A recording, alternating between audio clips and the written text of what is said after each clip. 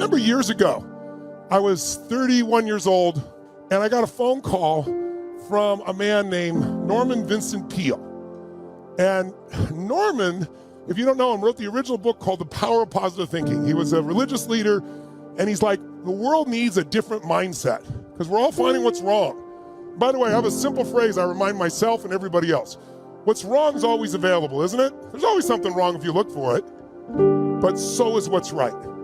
What's right is always available as well, and training your brain to do that is so critical because otherwise problems will overwhelm you, especially during certain times like winter when several challenges happen at once, financial, emotional, your body, your family.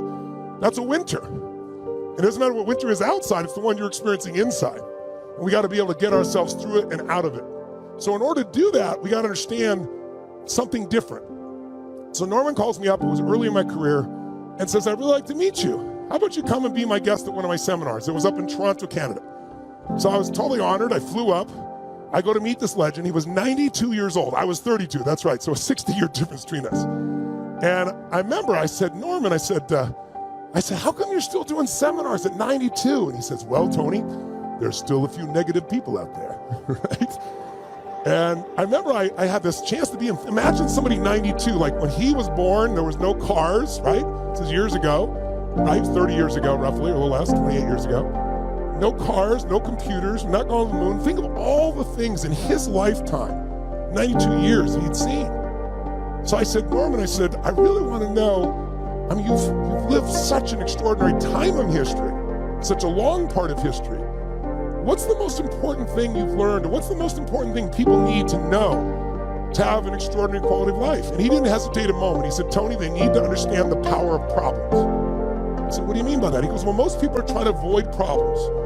They think if there's a problem that's happened, they've done something wrong. And he said, they don't understand that problems are gifts. He said, they don't understand the value of it. In fact, I remember, years ago, people quoted one of the things I said decades ago, and it was, if you don't have problems, he said, first of all, the only people without problems are people in cemeteries. And I smiled, and I said, yeah, I heard that phrase. He goes, yeah, I said that in 1932, or whatever it was, right? I was like, holy shit. And he said, but Tony, they don't finish the whole quote. My quote was, the only people that have problems are in cemeteries, so if you don't have a problem, you better get on your knees and start praying for one because, and I'll never forget how he said this, he said, Tony, problems are a sign of life. See, if you don't have problems, you're either confused or you're calling it a challenge, which is wonderful, but everyone has it. If you're in business, you have problems. And what makes you a great leader is you solve problems quickly. You're not focused on the problem, you're focused on the solution. But he said, when this really came to me, Tony, the power of problems? He said, I was speaking at this public speaking event, and I was at this dais, and there was a luncheon first, and there was a group of speakers, and one of them was Gene Tunney. Gene Tunney was the world boxing champion of the world back then. And he said he was unbelievably muscular, fit, like he'd never seen a man before. And he said he was sitting beside me at lunch, and I said, can I ask you a question, Gene? He goes, yeah. He said, how do you get muscles like that? And Gene Tunney's response really, Norman wasn't prepared for it. He said, he turned to me and said, do you really want to know or are you just asking? And Norman said, in his head, I thought, I'm just asking, but I'm not going to say that now. No, I really want to know, right? And he said, I built these muscles by every day pushing against unbelievable amounts of resistance. And that's what sculpts these muscles and gives me this power, this strength. And Norman said he thought about it for about an hour afterwards. He said, Tony, I realized God gives us problems for the same way, to build our soul's muscle, our spiritual muscles. Because in dealing with those, we have to push, we have to break through. And he said, that's what sculpts our souls. That's what makes us proud of who we are. I put a little metaphor here, a couple of them for you. I just want to remind you that when you decide you can't find something also, remember I said what you look for, you'll find? When you decide you can't find something, you'll also discover you won't find it. Because whether you believe something's true, whether you believe it's not, you're right. How many have had the experience of having somebody say to you something like, can you find me the salt? You think to yourself, hey, would you go in the cabins and get me the salt? And as you're walking there, you're thinking, I don't know what the salt is. You walk up there, you open up, I don't know where it is. And you really do look, don't you? You really look. But you already have this belief that says, I can't find the salt. So what happens? A few minutes later you go, it's not in here. They go, what are you talking about? It's right there on the shelf. You go, no, it's not. They walk in, they walk right beside you, reach right in front of your face and go, what is this? And what is it? How many have had this happen to you? Now, the salt wall's already there. You said, Tony, what I look for, I'll find. Yes, what you look for in earnest, you'll find. See, what you really want the answer to, you'll get. But you go, why am I so happy? But you really don't want to know the answer? You're not going to get the answer. Or what's really great about this person? You won't get an answer. It's only what you seek for in earnest. If you don't look for something, you won't find it. You're right. If you don't commit yourself to finding it, you won't. Good thing for you to remember. What do you do when an upset happens? Well, let me give you an example of what I learned from racing school. It changed my whole life. I race cars, Formula cars. And so I went to several different schools, by the way, to do this. And I'll never forget, in my first school, the first thing they really taught us at this one school for racing is they said, the first thing you got to do is you got to know how to recover. You know how to recover before anything else. How to drive a car, you guys know how to do. How to go forward, you know how to do that. What you got to do is learn how to recover when you hit the skids in the road. Because if you don't know how to do that, your racing career is going to be rather short or rather painful. And most of you are trying to race through life. And a lot of you are having a rather painful time because you don't recover very well. Or you recover, but in the process of recovering, you smash in everybody else's car along the way. That makes the next trip around a little resentful for the people. They see you coming by, they kind of avoid you a little bit, going, I'm not getting too close to this doctor, this staff member, this person, this accountant, this secretary, this telephone person, the person around the calendar. I'm not doing that. Because if I do, they're going to smash me up too in the process of them trying to recover.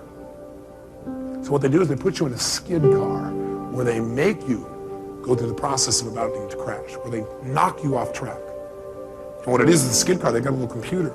They fire off this computer, and what it does, it has a little lift, and it lifts one of your wheels, and you never know which direction or when. So you're screaming around the track, screaming, and you're not doing full speed, like 140 miles an hour. They start you a little slower, like we're doing this morning.